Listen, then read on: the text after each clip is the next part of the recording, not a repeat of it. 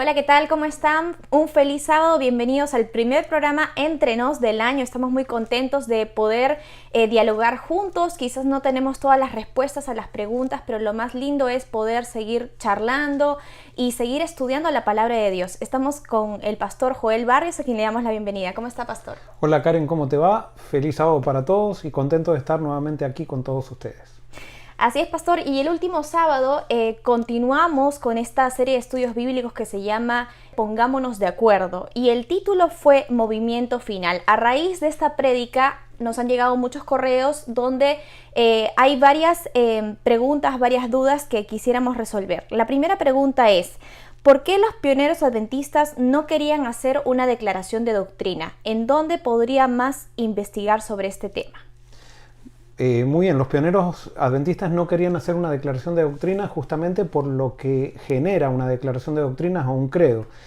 Un credo lo que hace es poner un muro con otras personas, y lo que hace también es que pone, así decían ellos, pone un ceño fruncido en el estudio de la Biblia. O sea, es como que cuando nosotros declaramos un credo o una declaración de doctrinas, hay un grupo de gente que se encarga de controlar que eso se siga, y en ese control se pierde la libertad de estudio de la Biblia. Y entonces ellos querían evitar eso, y por eso ellos, cuando fundaron la iglesia, dijeron que el adventismo iba a tener solamente un credo, y ese credo no era una declaración de doctrina, sino que era la Biblia. El libro de la Biblia era el credo.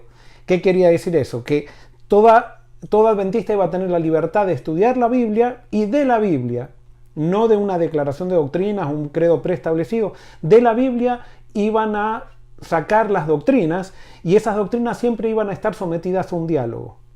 Y eso es muy importante. ¿Por qué? Porque los credos lo que hacen es matar el diálogo. Los credos o declaraciones de doctrina, aunque digamos que no son credos, pero realmente son credos, lo que hacen es dogmatizar una doctrina. Entonces empezamos a identificarnos no ya por ser estudiosos de la Biblia, sino por lo que interpretamos de la Biblia. Y eso es muy peligroso.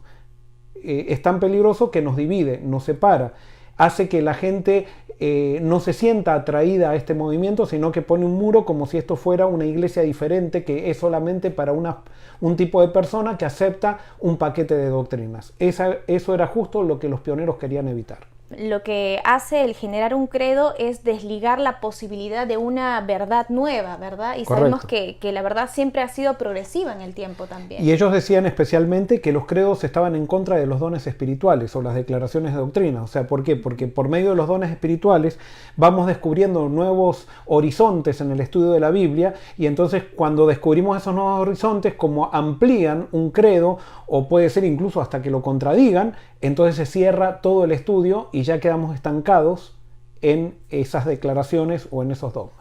Pastor, me parece interesante que nosotros podamos analizar la siguiente cita que va a aparecer en pantalla. Precisamente es uno de los pioneros quien hizo esta acotación. Dice lo siguiente: el primer paso de la apostasía es levantar un credo, diciéndonos lo que vamos a creer. El segundo es hacer de ese credo una prueba de discipulado. El tercero es juzgar a los miembros con ese credo. El cuarto es denunciar como herejes a aquellos que no creen en ese credo. Y quinto, comenzar la persecución contra los tales. Quisiéramos saber, pastor, en qué contexto se presenta esta temática, y también quién es el personaje que hace alusión a esta cita. Muy bien, el personaje o el pionero, digamos, que hace esta declaración es Loughborough, que fue, justamente lo dijo el día que se estaba discutiendo que se estaba fundando la organización de la iglesia, y estaban discutiendo qué era lo que se le iba a pedir a una persona para ser adventista. Hubo mucha discusión, y entonces ellos llegaron a la conclusión de que no iban a tener la costumbre que tienen las iglesias populares del momento, donde había un credo, había declaraciones de doctrinas, había ciertas doctrinas que había que aceptar, sino que ellos dijeron: ¿qué identifica en la Biblia al pueblo de Dios? Y entonces ellos vieron que lo que identifica en la Biblia al pueblo de Dios es que tenga la fe de Jesús y que guarde los mandamientos de Jesucristo. Entonces ellos, en el día de la fundación de la iglesia, dijeron que eso era lo que se le iba a pedir a un adventista. La condición de discipulado era tener la fe de Jesús o la fe en Jesús y guardar los mandamientos de Dios. Eso era solamente lo que se pedía para alguien para ser adventista. Ahora, ¿qué era lo que determinaba ¿cuál era la diferencia que marcaba un adventista de alguien que no lo era, que no era adventista? No eran las creencias, a pesar de que sí, después se marcaron algunas diferencias de creencias, pero lo que diferenciaba a un adventista de aquel que no lo era el propósito. El adventismo nació para contagiar a todo el cristianismo de la segunda, o sea, del deseo de preparar camino para la segunda venida de Cristo. Correcto. Ahora vamos a cambiar un poquito el tema. Hay una consulta que nos llegó también a través del correo electrónico. Esta persona nos comenta que por muchos años fue evangélica y que actualmente está simpatizando con la iglesia adventista, y ella dice que ya se bautizó hace más de 15 años en su iglesia, y la pregunta que tiene en mente es si se tiene que volver a bautizar dentro de la iglesia adventista para ser parte de la iglesia. No, no necesariamente. Sí, si tú quieres hacerlo, lo puedes hacer, no hay ningún... Personalmente, esta es mi interpretación también, no hay ningún versículo en la Biblia que esté en contra de un rebautismo, tampoco hay un versículo que diga que hay que rebautizarse. ¿Qué es el bautismo? El bautismo es el símbolo de la entrega a Cristo, y si tú cuando te bautizaste en otra denominación te entregaste a Cristo y eres sincera con Cristo, tú no necesitas para entrar en el movimiento adventista nuevamente rebautizarte. Ahora, si quieres hacer de vuelta esa ceremonia como una ceremonia de celebración, digamos de renovación, de compromiso, porque por ejemplo es como los matrimonios. Los matrimonios muchas veces se casan, pero muchas veces nosotros hacemos confirmaciones de los votos que una vez hicimos cuando nos casamos. Y no tiene nada de malo reconfirmar. Un rebautismo sería una reconfirmación de la entrega a Cristo, ahora sobre una base más profunda, quizás, que es sobre la Biblia, o sobre lo que estás descubriendo de nuevo, pero no es necesario. Simplemente tú puedes pedir ser miembro de la iglesia adventista habiendo tenido el bautismo bíblico ya, habiéndote entregado a Cristo, y te tendrían que aceptar porque eso es parte que nos caracteriza como movimiento, ¿no? Perfecto, pastor. También tenemos un comentario que nos llegó al correo electrónico.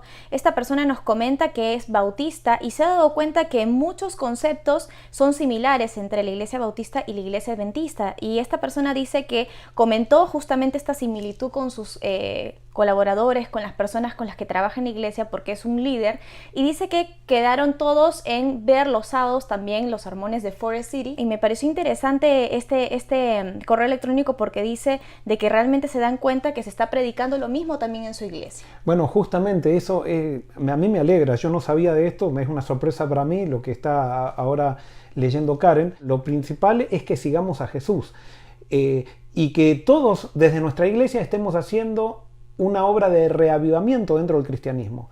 Y me alegra que estén unidos a nosotros. Yo también en estos periodos me he hecho amigo de pastores que no son adventistas, estamos charlando, estamos orando. Y no digo que no son adventistas, porque un adventista es alguien que espera la segunda venida de Cristo. Así que yo creo que esos bautistas son adventistas, como nosotros somos bautistas también, porque creemos en el bautismo por inmersión que dice la Biblia. Pero hay algo que este movimiento que está surgiendo en todas las denominaciones es lo que nos diferencia del cristianismo institucional. El cristianismo institucional se aferra a sus credos. Este movimiento bíblico, nos aferramos a Cristo a través de la Biblia. Y ese es el principio que distingue este movimiento y que queremos contagiar desde el lugar donde estamos a todos los cristianos que son sinceros y que quieren preparar camino para la venida de Cristo. Bien, pastor, también tenemos un comentario que llegó a través del YouTube que dice: ¿cuál es el verdadero concepto de remanente de Dios según la Biblia? Jesús le dijo a la mujer samaritana que la salvación venía de los judíos. ¿Eso quiere decir que ellos siguen siendo pueblo de Dios hasta hoy en día? Bueno, es que ¿quién es la salvación? La salvación es Jesús, y Jesús nació como judío, o sea, él vino del pueblo judío. Justamente Dios había levantado al pueblo judío para preparar camino para la primera venida de Cristo. Ahora Dios tiene al cristianismo para preparar camino para la segunda venida de Cristo, que eso no excluye a los judíos. Pero sí, los judíos, al rechazar a Cristo, perdieron lo que los distinguía como pueblo de Dios. Justamente es lo que decimos ahora. Lo que nos distingue como pueblo de Dios no es que somos adventistas, bautistas, católicos, lo que sea. Lo que nos distingue como pueblo de Dios es quién es nuestro pastor. Y nuestro pastor es Jesucristo. Si aceptamos a Jesucristo, somos pueblo de Dios. Pero es el Jesucristo de la Biblia. No el Jesucristo institucional, no el Jesucristo que me enseñaron mis tíos, mis abuelos, mis padres. Es el Jesucristo de la Biblia que lo interpretamos por medio de la obra del Espíritu Santo que obra en nosotros cuando leemos la Biblia.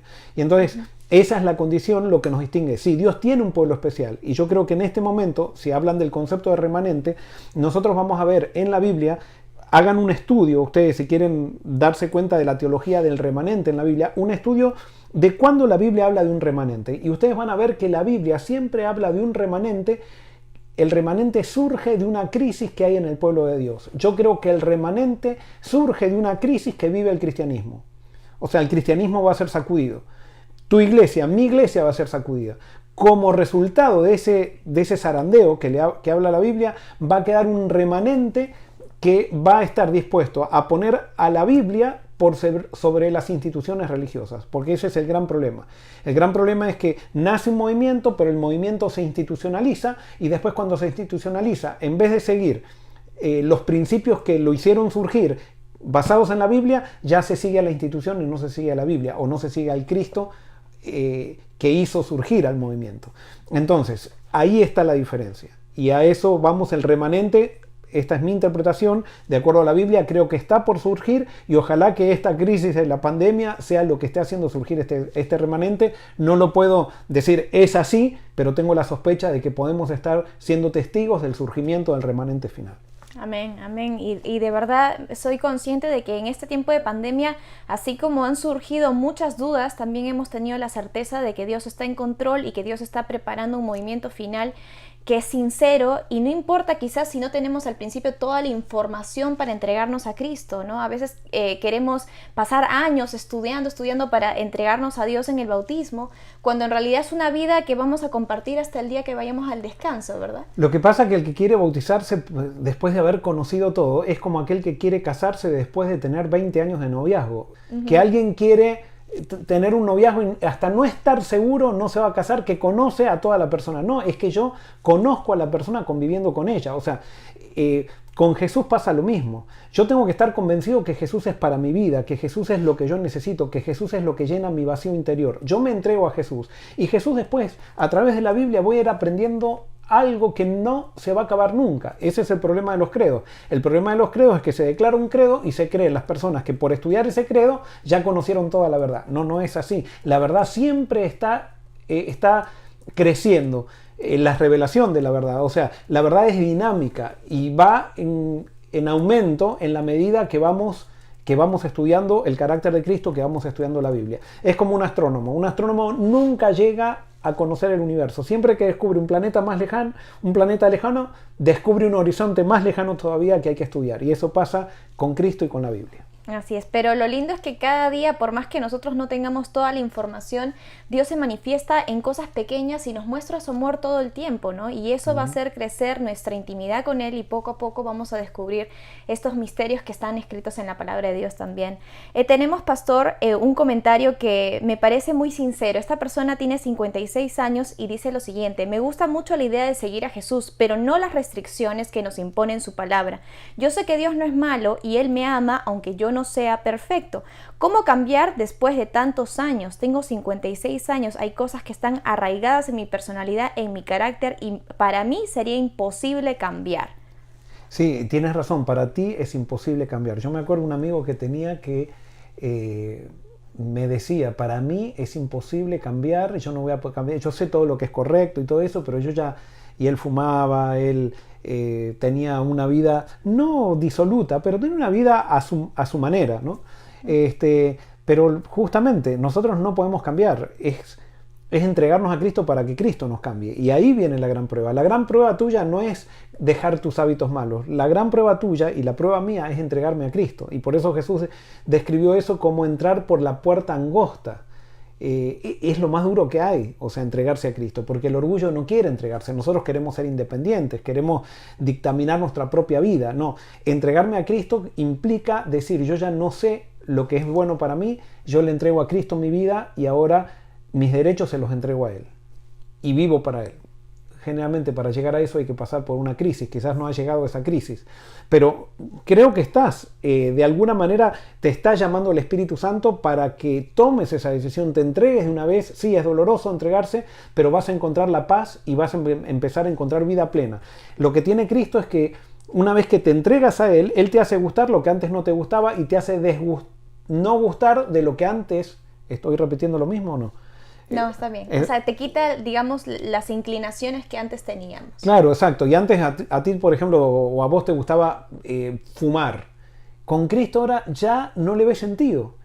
Y Él te ayuda incluso para tener fuerza de voluntad, para empezar a disfrutar y a canalizar la ansiedad que te da cuando tú fumas, piensas que estás más calmo.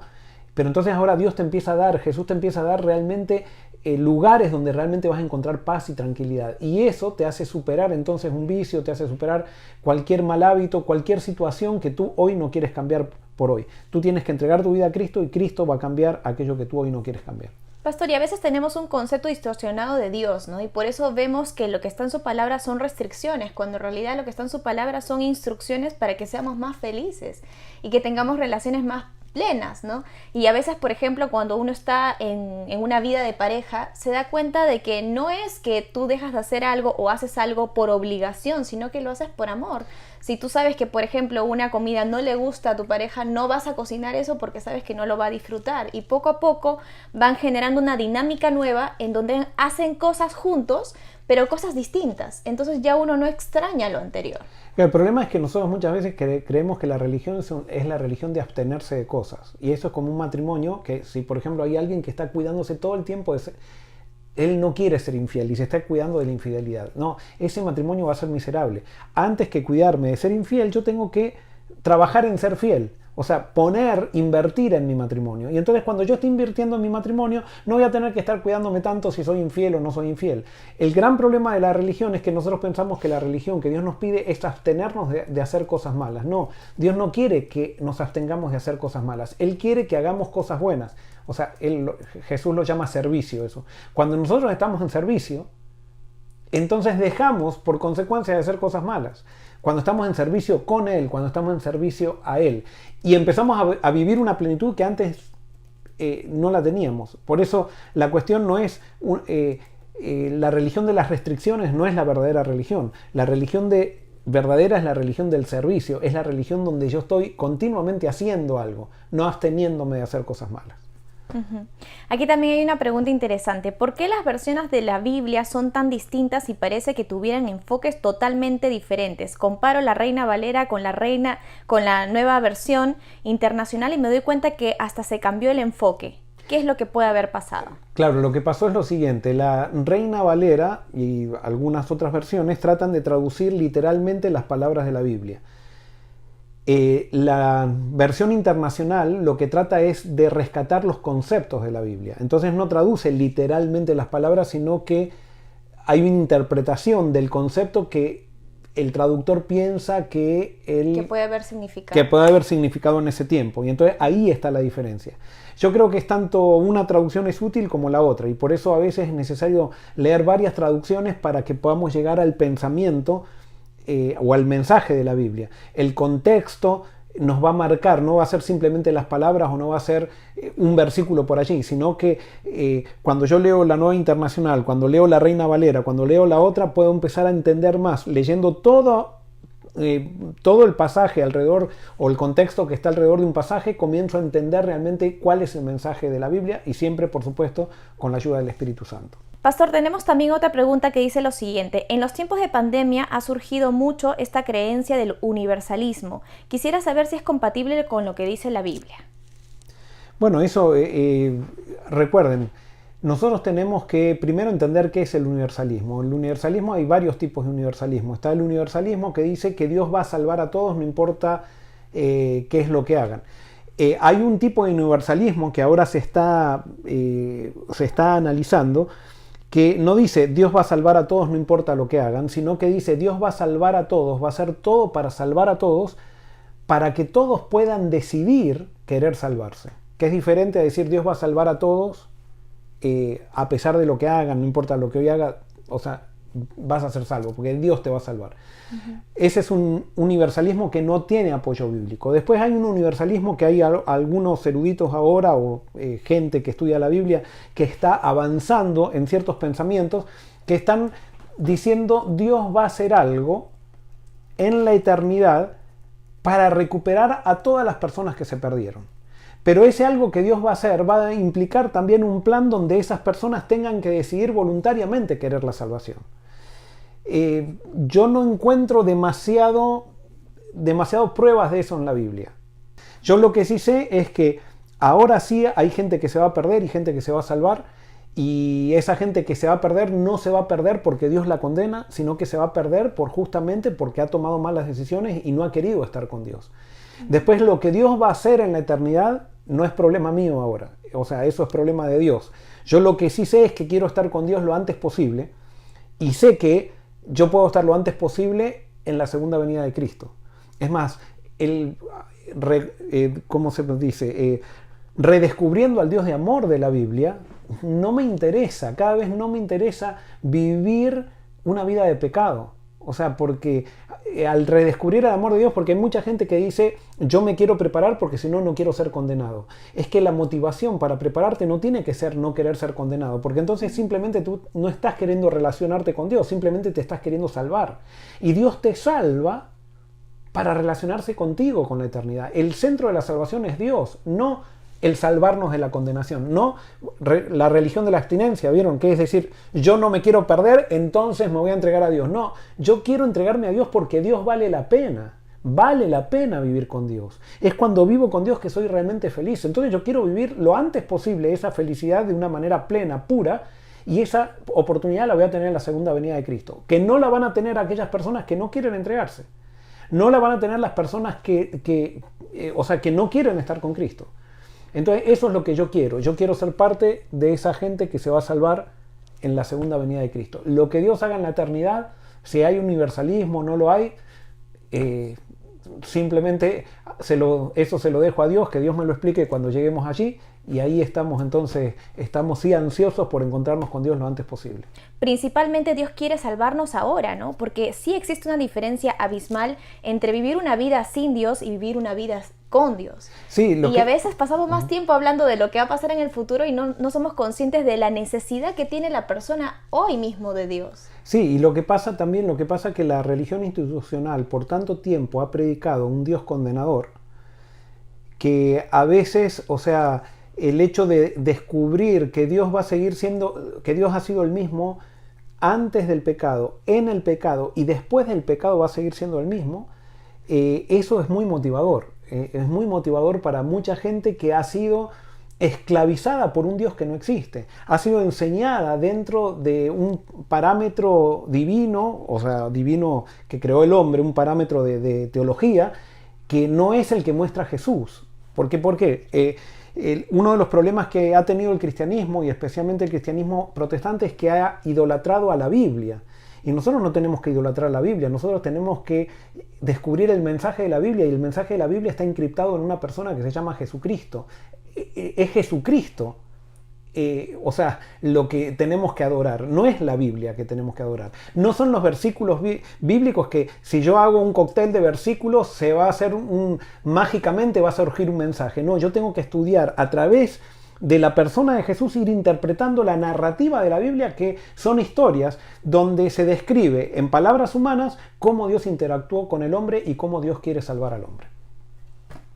Son temas que sin duda son a veces controversiales o a veces polémicos, pero es lindo también tocar estos temas sin miedo, ¿no? Porque a veces, digamos, por miedo al enfrentamiento o a la discordia, a veces en los grupos pequeños o dentro de los grupos sociales decimos no vamos a tocar ciertos temas porque si no terminamos todos discutiendo. Sí, y el gran problema es cuando hacemos de los credos lo que nos identifica. O sea, nosotros no tenemos, por supuesto, no nos tenemos que meter en aquellas cosas que son misterios, pero sí tenemos que seguir avanzando en el estudio de la Biblia y no tenemos que tener miedo. ¿Por qué? Porque supónganse, alguien dice, yo tengo la sospecha de que Dios va a hacer algo en la eternidad. Supónganse que yo dije algo por estilo, entonces alguien va a decir universalista, y entonces ya diciendo universalista me tiran al bando del universalista, y entonces los universalistas están en contra de, o lo ponen en contra de los que creen otra doctrina. Y así nos comenzamos a dividir. La cuestión no es ni ser universalista, ni ser antiuniversalista, ni ser trinitario, ni no trinitario, sino la cuestión es ser sincero y buscar en la Biblia y pedir en humildad que Dios nos muestre qué es lo que nos quiera mostrar. Y cuando Dios nos diga hasta acá avanza, pero no avances más, no avancemos más. O sea, hay un límite, hay un límite de la razón. O sea, los pensamientos de Dios son más altos que nuestros pensamientos. Entonces, nosotros no podemos meternos en los misterios de Dios. Pero eso no quiere decir que no podemos indagar en lo que hoy puede parecer misterio y que mañana no lo sea, porque descubrimos algo en la Biblia que nos mostró que realmente podemos avanzar en ese camino. Y es por eso que la humildad es el resultado de hacer de Cristo el centro de la Biblia, nos lleva a la humildad, y esa humildad nos va a poner los límites necesarios para saber cuál es nuestra posición en el estudio de la Biblia. Amén, amén, pastor. Bueno, hemos tratado de resolver la mayor cantidad de preguntas, pero ustedes saben también que en este programa compartimos testimonios, que es algo que fortalece la espiritualidad de cada una de las personas, y quisiera compartir algunos rápidamente. Tenemos uno que llegó al correo electrónico que dice que durante esta pandemia una familia perdió a 2 seres queridos por COVID-19, y dice de que a pesar de que los primeros meses fueron muy duros de sobrellevar, dice que se aferraron a Dios, que comenzaron a estudiar más de la palabra de Dios, de la segunda venida, de la resurrección, y que Dios les comenzó a llenar el corazón de una paz sobrenatural que no tiene explicación. Y dice que en esta pandemia, en medio de esta crisis, ellos han podido ver el amor de Dios, y ha terminado siendo una bendición espiritual para ellos. Amén. Porque antes no tocaban, digamos, estos temas tanto como antes, y que ahora están más atentos a lo que dice la palabra del Señor, y están más constantes en la oración. Y me parece maravilloso ver cómo realmente Dios puede tornar aquellas cosas negativas en nuestra vida en bendiciones también. Así es. Y nosotros aquí como iglesia, gracias a Dios, todavía no tenemos un caso de una persona que haya muerto por coronavirus, pero sí muchos parientes de personas están convalecientes y han muerto incluso. En este momento sí, el padre de un hermano de iglesia que vive aquí, lo están entubando, y les pedimos oraciones, que oren por el padre de Denis Rosendo, que está en una situación crítica. Ojalá que no sea alguien que Dios lo llame al descanso en este momento, pero también tenemos que aceptar la voluntad de Dios, y si Dios permite eso, Él tiene su gracia para compensar el vacío que va a generar alguien que Dios lo llama al descanso. Recuerden que el que muere descansa. Los que vivimos somos los que seguimos trabajando. O sea que cuando lloramos a alguien que muere, no estamos llorando a la persona, estamos llorando por nosotros. Pero la persona está bendecida al haber pasado el descanso, y más si pasó al descanso creyendo en el Señor. Tenemos la seguridad de que lo vamos a ver en la segunda venida de Cristo. También el hermano de Luis Uribe acaba de morir, no era miembro de nuestra iglesia, pero estamos orando por la familia. Vemos que se va acercando esta pandemia. Todavía, gracias a Dios, no ha tocado un miembro de iglesia. Sí hemos estado, yo no, pero hubo otra gente que ha estado enferma del coronavirus. Pero bueno, nos ponemos en las manos de Dios, y nuestra vida, con coronavirus o sin coronavirus, siempre está en las manos de Dios, y siempre tenemos el riesgo de pasar al descanso. Así es, y como dice la palabra de Dios, Dios tiene contados hasta nuestros cabellos, y desde la fundación del mundo, desde que estábamos en el vientre de nuestras madres, Él sabía nuestros tiempos, y hay que confiar en Él, y hay que entender que Dios siempre es amor, y que si Dios permite que alguien vaya al descanso es porque esa persona ya había cumplido su tiempo y su propósito en este mundo, y hay que confiar en Dios. Quiero también leer rápidamente este testimonio que dice: muchísimas gracias, queridos hermanos en Jesús, desde lo más profundo de mi corazón quiero agradecer esta oportunidad de comunicarme con ustedes, los sentimos cercanos.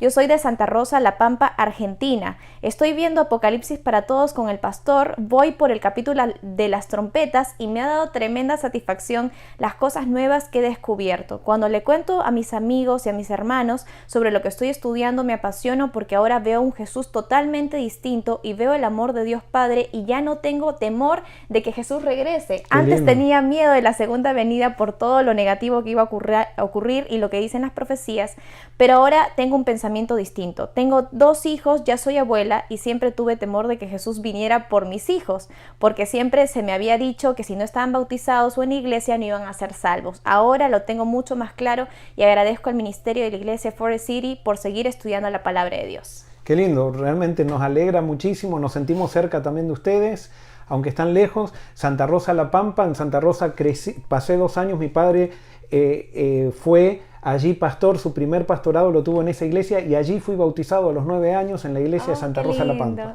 Así un saludo a todos los hermanos de allí.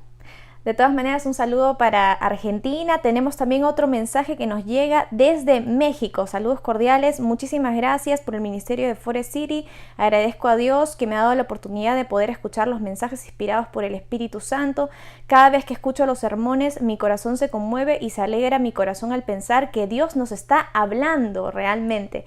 Cada mensaje que el pastor Barrios predica es como un bálsamo para mi vida. Lo sigo desde que estaba en su casa church y estoy convencido de que Dios lo usa con gran poder para la predicación del Evangelio. Yo también quiero ser parte de este movimiento final que se está formando y que Dios va a usar para compartir su último mensaje de amor y misericordia al mundo. Estoy trabajando en un shelter para caballeros donde tengo la oportunidad de dar estudios bíblicos y presentar sermones cortos en la capilla de ese lugar, y los mensajes de Forest City me han ayudado a conocer más de Jesús y de su palabra para poder compartirla. Qué lindo, o sea, Dios está actuando en todos lados, la palabra de Dios está siendo viva en todos lados, se están sembrando semillas en todos lados y Dios se va a encargar de hacerla crecer y de traer el fruto. Amén. Y tenemos rápidamente este otro mensaje que dice lo siguiente: muchísimas gracias por diálogo abierto y relaciones saludables. Realmente es un reto para nosotros entender todos los nuevos conceptos y ponerlos en práctica. Me encantó el ejemplo que utilizaron para hablar acerca de la primera familia en el Edén. Hay tanto que aprender y definitivamente es lindo cuando utilizamos la Biblia para adaptarla a la vida práctica. Que Dios los bendiga y que los siga utilizando como gran bendición. Saludos desde Uruguay. Amén. Bueno, todos estamos en el mismo desafío, integrar estos principios en nuestra vida. Dios nos tiene que hacer un clic en la cabeza para poder meternos en estos principios y realmente tener relaciones crecientes y saludables. Y el último testimonio, vamos a leerlo rapidito. Este testimonio llega desde Ecuador. Muchísimas gracias por el ministerio online que está llegando a muchos países. Realmente es una bendición conectarnos con ustedes todos los sábados y compartir el mensaje con muchas personas. Estamos incluso utilizando los mensajes de Forest City los viernes de noche para analizar cada parte del estudio bíblico y luego comentarlo en el grupo pequeño. Está siendo de mucha bendición y les agradecemos a todos por este estudio. Pongámonos de acuerdo, que nos está ayudando a reevaluar todo lo que hemos aprendido desde un inicio en la iglesia y a cuestionar todo bajo la dirección del Espíritu Santo. Que Dios nos ayude a formar parte de este movimiento final del cual yo ya me siento parte. Saludos desde Ecuador. Amén, amén, qué lindo. O sea, Dios, como decimos, está haciendo una obra y nos está dando la oportunidad a nosotros y el privilegio de poder descubrir nuevos horizontes en el estudio de la Biblia.